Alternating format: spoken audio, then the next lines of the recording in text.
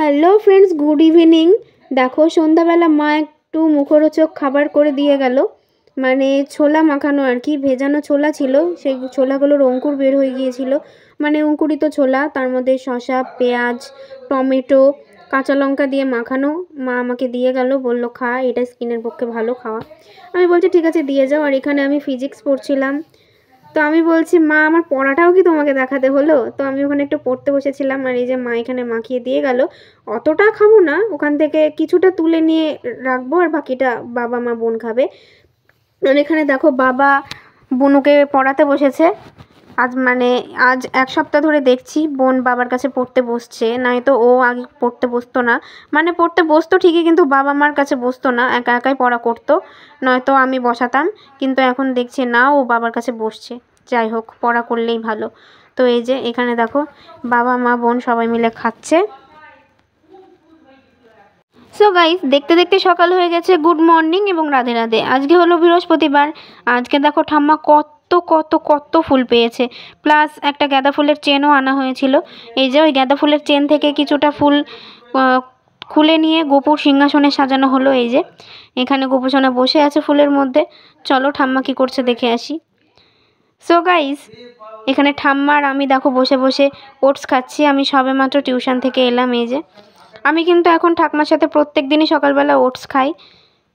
Oats খেতে আমার ভীষণই ভালো লাগে, আর ওটস খাওয়া ভালো আমি শুনেছি। এই যে আমি ওটস প্রত্যেক দিন খাই, পুরো ডালিয়ার মতো খেতে লাগে। তোমরা কারা কারা খেতে ভালোবাসো অবশ্যই জানিও।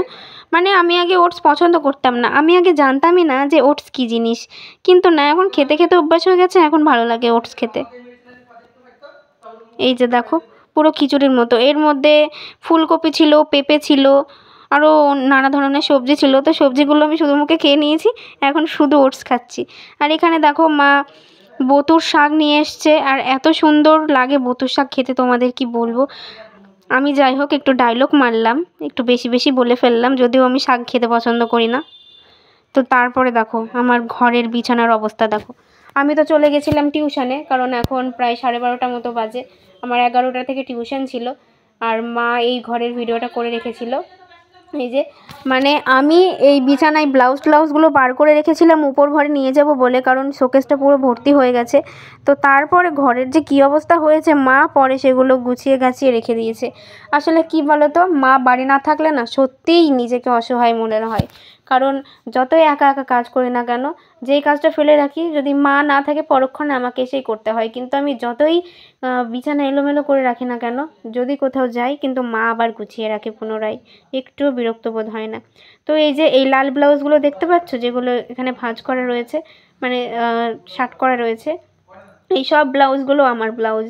আমি পরেছি সরস্বতী পুজোতে, কিন্তু কেচে তুলে রাখতে আর মনে নেই। এই যে ওটা গুপি ড্রেসের ব্লাউজ, এই যে দুটো আমাদের এখানে ডিজে ব্লাউজ বলা হয়, মানে ঝিকঝাক নিউ স্টাইলের যে ব্লাউজ। আর এটা আমার ভীষণই ফেভারিট একটা ব্লাউজ, মা দুর্গার বোট কাট। তো এই সব ব্লাউজগুলোই আজকে মা কেচে দেবে, কারণ একটু বেশ নোংরা নোংরা হয়ে গেছিলো, যেহেতু 3-4 দিন করে পরেছি সরস্বতী পুজোতে, কাচা হয়নি, আর ঘুরে ঘুরে বেরিয়েছি, ওই জন্য এগুলো নোংরা হয়ে গেছে খুব। তাই এগুলো এখন মা নিয়ে যাবে কাচবে বলে।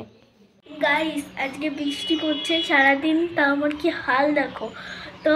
জোরে বলো গাইস, তো আজকে খুব সারাদিন বৃষ্টি হচ্ছে, সেই সকাল থেকে আমি উঠতে পারছি না, তো আমি খেলতেও পারছি না, বাইরে বেরোনোই যাচ্ছে না। দেখো কত পরিমাণে বৃষ্টি হচ্ছে, আর জানলা দিয়েও তোমাদের আমাদের ঘরের পেছনটা দেখো কি অবস্থা হয়েছে।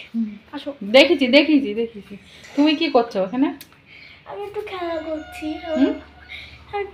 করছি। কি খেলা দেখি? বাবারে, তেলের শিশি, টর্চ লাইট, জ্যামিতি বক্স। সো গাইস, আমি এখন বসেছি পড়তে, কিন্তু পড়তে বসে আমি শুয়ে পড়েছি।